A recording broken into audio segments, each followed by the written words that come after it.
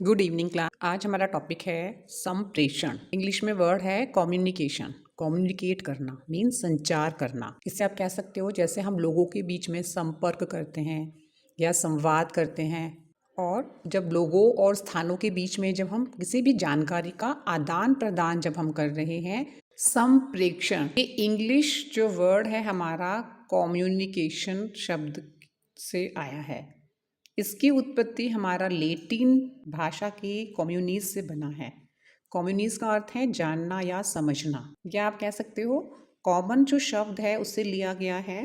किसी विचार या तथ्य को जब हम कॉमन बना देते हैं वह हमारा कम्युनिस हो जाता है। अर्थात आप कह सकते हो तथ्यों, सूचनाओं, विचारों को भेजना या समझना ही संप्रेषण है। इसमें हमें ये बात देखनी पड़ती है कि जो संप्रेषण करता है, जो सेंडर है, रिसीवर तक वही मैसेज पहुंचे जो सेंडर भेजना चाहता है। यदि संदेश प्राप्तकर्ता यानी कि रिसीवर वाहक द्वारा भेजे गए संदेश को उस रूप में ग्रहण नहीं करता, इसका मतलब है वहाँ पर कोई ना कोई प्रॉब्लम रहेगी, उसे हम संप्रेषण नहीं कह सकते। मीन्स सूचनाओं का आदान प्रदान करना ही संप्रेषण है। अब कम्युनिकेशन का मतलब है जब हम अपनी बात लोगों के सामने रखते हैं, सामने वाला हमारी बात को समझता है, तो इसके लिए कम्युनिकेशन स्किल होना ज़रूरी है।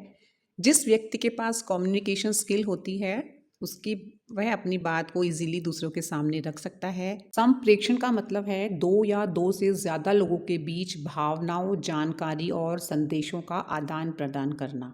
संप्रेषण के माध्यम से हम अपने विचारों को दूसरों के सामने व्यक्त करते हैं और उसको समझते हैं। संप्रेषण में संदेश का, मैसेज का होना ज़रूरी है।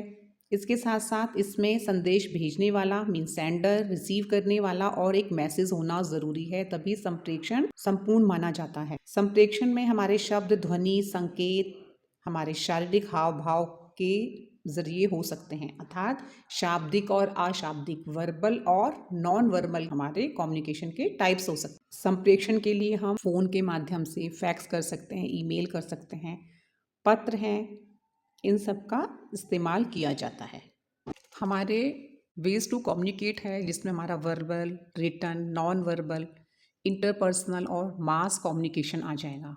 वर्बल कम्युनिकेशन जब आप अपनी बात को कहते हैं और सुनते हैं, जिसमें हमारा वर्बल कम्युनिकेशन आ जाता है। स्पीकिंग और लिसनिंग है ना, हम फ़ोन पर जैसे बात करते हैं। रिटन कम्युनिकेशन में इसमें जब हम अपनी इंफॉर्मेशन को वर्ड्स के थ्रू, रिटर्न के थ्रू एक्सचेंज करते हैं, आप कह सकते हो इसके थ्रू हम एक परमानेंट रिकॉर्ड ऑफ इंफॉर्मेशन को क्रिएट कर सकते हैं। नॉन वर्बल कम्युनिकेशन में हमारा जैसे हमारे गेस्चर्स हो गए, इशारे वगैरह करना, ये सब नॉन वर्बल में आ जाए। इंटरपर्सनल कम्युनिकेशन में जब आप किसी को अलाउ करते हो कि वो आपको इवेल्युएट करे और रिस्पॉन्ड करे, हम एक दूसरे को रिस्पॉन्ड करते हैं। जैसे स्पीकिंग और लिसनिंग, हम फ़ोन पर बात करते हैं, हम अपने विचारों का आदान प्रदान कर रहे हैं, हम सुनते हैं, सामने वाला बोल रहा है, जब वो बोलता है हम सुनते हैं, तो ये हमारा इंटरपर्सनल कम्युनिकेशन का वेज हो जाएगा। मास कम्युनिकेशन सबको पता है, जब हम कोई भी मैसेज को सेंड करते हैं, है ना, उसमें जो हमारी ऑडियंस होती है वो लार्ज नंबर्स में होती है। जैसे प्रिंट मीडिया, रेडियो के थ्रू हम कर सकते हैं, टेलीविज़न, सोशल मीडिया हमारा कॉमन है, या इंटरनेट आप कह सकते हो। ये मास कम्युनिकेशन के वेज हैं। संप्रेषण की विधियाँ देखिए, मेथड्स ऑफ कम्युनिकेशन में शाब्दिक और अशाब्दिक। शाब्दिक में हम रिटन, लिखित और मौखिक संप्रेषण, ओरली जिसको आप कहते हो। अशाब्दिक में वाणी या संकेत, ध्वनि माध्यम से, यानी कि हम संकेतों के माध्यम से जब हम बिना कहे हुए मैसेज दे रहे हैं। आंखों की भाषा, हम आंखों से जैसे इशारा करते हैं, मुख मुद्रा हो गई आपकी, स्पर्श करके किसी को, ये भी एक कम्युनिकेशन का वे है। संप्रेषण के उद्देश्य हैं जब हम विचारों और भावनाओं को व्यक्त करते हैं और दूसरे लोग उसे समझ सकें। किसी के विचारों को, दृष्टिकोण और कार्यों को प्रभावित करना भी संप्रेषण का उद्देश्य है। समझ विकसित करना, प्रभाव डालना, समस्याओं के समाधान के लिए विचार विमर्श करना, संवाद करना, आपसी समझ को बढ़ाना, जानना, समझना, ये हमारे संप्रेषण के मुख्य उद्देश्य हैं, जिसमें हमारा जो हम सूचनाएं हैं वो प्रेषित कर रहे हैं दूसरों के हित के लिए। संप्रेषण कौशल का महत्व है, जैसे अभी हम पढ़ रहे हैं, कम्युनिकेशन क्या है, मानव जीवन का आधार है। हम जिस समाज में रहते हैं, हमारी जो संस्कृति है, ये सब हमारी सभ्यता का विकास के माध्यम से होता है। अपनी भावनाओं को, विचारों को, अपने ज्ञान को जब हम एक दूसरे तक पहुंचाते हैं, कि हमारा कम्युनिकेशन हमने पढ़ा था। अब इसके जो मुख्य महत्व हैं हम कह सकते हैं, हम एक दूसरे को आकर्षित करना, उसका सहयोग करना, उस पर प्रभाव डालना, हमारे समझ और संबंध इसका महत्व हो सकता है, क्योंकि हम संप्रेषण के माध्यम से ही एक दूसरे को समझते हैं और हमारे जो रिलेशंस हैं वो आपस में मजबूत बन जाते हैं। हम अपनी जानकारी और ज्ञान का आदान प्रदान भी कम्युनिकेशन के थ्रू ही करते हैं, जिससे हमारी इंडिविजुअल और सोशल यानी कि व्यक्तिगत और सामाजिक विकास में सहायता मिलती है, जो एक सामाजिक विकास के लिए आवश्यक है। समस्या का समाधान हम इसके थ्रू कर सकते हैं, क्योंकि जब हम संवाद कर रहे हैं, किसी टॉपिक पर डिस्कशन कर रहे हैं, चर्चा कर रहे हैं, तो हमें अपनी समस्या का समाधान भी मिल जाता है। इसके महत्व में आप कह सकते हो प्रेरणा और मनोबल हमें मिलता है, हम मोटिवेट होते हैं। हमारी सभ्यता और संस्कृति का विकास भी कम्युनिकेशन के थ्रू होता है। हमारे अंदर आत्मविश्वास और आत्मसम्मान की जो भावना होती है वो कम्युनिकेशन के थ्रू ही होता है। संप्रेषण में हम केवल सुनना या बोलते ही नहीं हैं, बल्कि अपने आप को व्यक्त करना, अपनी व्यूज़ रखना, दूसरों की बातों को समझना भी हमारा संप्रेषण कौशल में आ जाता है। यह जितना प्रभावशाली होगा, हमारा कम्युनिकेशन स्किल है वो उतनी डेवलप होती है। इसमें हमें एक बात का ध्यान रखना होता है, जो मैसेज सेंडर देना चाहता है, रिसीवर वही मैसेज समझे, तभी यह एक प्रभावशाली संप्रेषण होगा। प्रभावशाली संप्रेषण का मतलब है बातचीत करने की कला। इसके सिद्धांत देखिए, सहजता का सिद्धांत, योग्यता का सिद्धांत, सहभागिता का सिद्धांत, उचित सामग्री इसमें होनी चाहिए, संप्रेषण माध्यम, आपका माध्यम कैसा है, पृष्ठपोषण मीन फीडबैक का सिद्धांत, सहायक एवं बाधक तथ्यों का सिद्धांत भी संप्रेषण के सिद्धांतों में आ जाता है। कि प्रक्रिया देखिए क्लास, संप्रेषण की प्रक्रिया देखिए। इस प्रक्रिया जो हमारी है यानी कि जो प्रोसेस है, इसमें सबसे पहले हम अपना जो एक आइडिया उसको जनरेट करते हैं, उसको इनकोडिंग होती है, फिर ट्रांसमिशन, फिर आपका जो संदेश है उसकी प्राप्ति होगी, फिर डिकोडिंग होता है, फीडबैक मिलता है, उसमें नॉइज़ भी आ सकता है, यानी कि पूरा एक प्रोसेस होता है। देखिए प्रेषक होते हैं, यानी कि वह व्यक्ति जो संदेश भेजता है, यानी कि सेंडर। फिर प्राप्तकर्ता जो संदेश को प्राप्त करते हैं, यानी कि receiver, sender receiver. Sender receiver के बीच में क्या होगा, हमारा एक मैसेज होगा। फिर मैसेज आप कैसे भेज रहे हैं, आपका जो ट्रांसमिशन है वो आप किसके थ्रू भेज रहे हैं। आपकी भाषा हो सकती है, लिखित है या ओरल है या शारीरिक भाषा है, इसका होना आवश्यक है। यहाँ देखिए इसकी प्रक्रिया को डायग्राम से समझिए।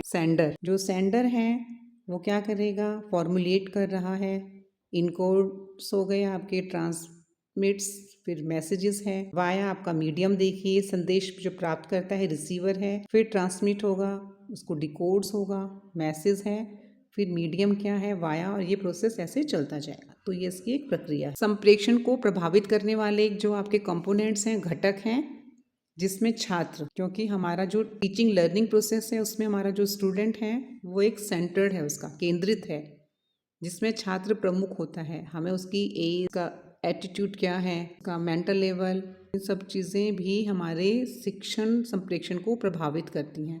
फिर एक टीचर की पर्सनैलिटी, यानी कि शिक्षक का व्यक्तित्व कैसा है, क्वालिफिकेशन, उसकी एजुकेशन, उसका कैरेक्टर, फिर शिक्षण के उद्देश्य की जानकारी होना आवश्यक है, विषय वस्तु का चयन करना, ये हमारे सीखने के वातावरण को सृजित कर। इसके साथ साथ उचित शिक्षण विधियाँ, हमारी जो सहायक सामग्री है उसका प्रयोग हम कैसे करते हैं, व्यक्तिगत विभिन्नताएं, इंडिविजुअल डिफरेंसेस को भी ध्यान में रखा जाएगा। बच्चों का मेंटल लेवल, उनकी हैबिट्स, उनका इंटरेस्ट, उनको ध्यान में रखते हुए शिक्षण कार्य करवाना चाहिए।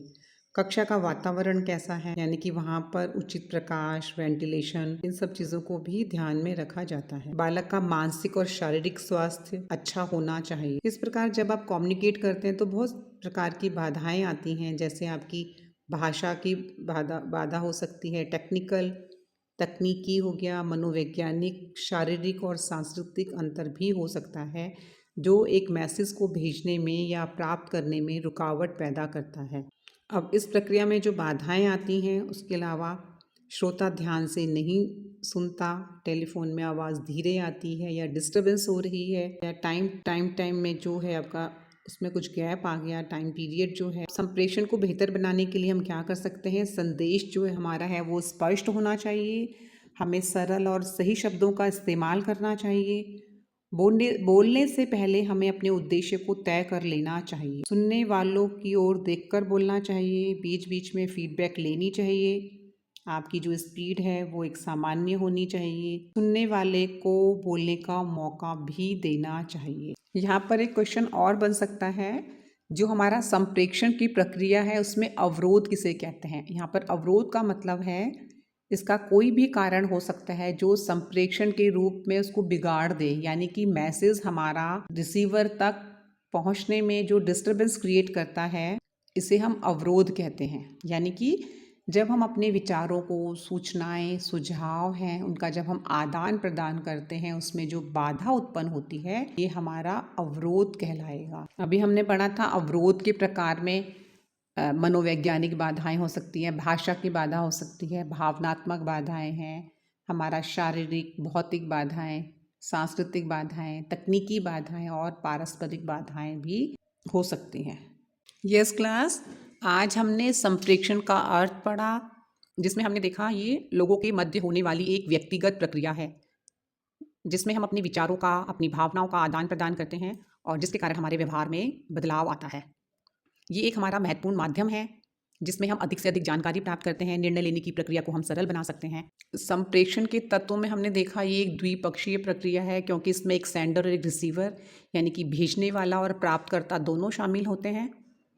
उसमें एक संदेश होता है, दोनों की समझ में समानता होनी चाहिए और दोनों की भाषा सेम होनी चाहिए, तभी हमें मैसेज समझ में आएगा। इसके साथ साथ हमने पढ़ा था इसके दो प्रमुख प्रकार थे, मौखिक, वर्बल, नॉन वर्बल। मौखिक में जब हम दो या दो से अधिक लोगों के बीच शब्दों का प्रयोग करते हैं, बातचीत करते हैं, मौखिक हो गया। रिटर्न भी हो सकता है हमारा, जब हम लिखकर अपने विचारों का आदान प्रदान करते हैं। हम एक दिन में कम से कम 10 या 11 घंटे मौखिक संप्रेषण में लगा, जिसमें आपका पढ़ना, बोलना, पत्र, समाचार पत्र सब इसके अंतर्गत आ जाते हैं।